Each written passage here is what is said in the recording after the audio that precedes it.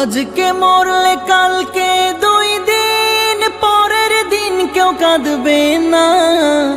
যাদের জন্য করলা কামাই মরলে তারা চিনবে না। আজকে মরলে কালকে 2 দিন পরের দিন কেউ কাঁদবে না।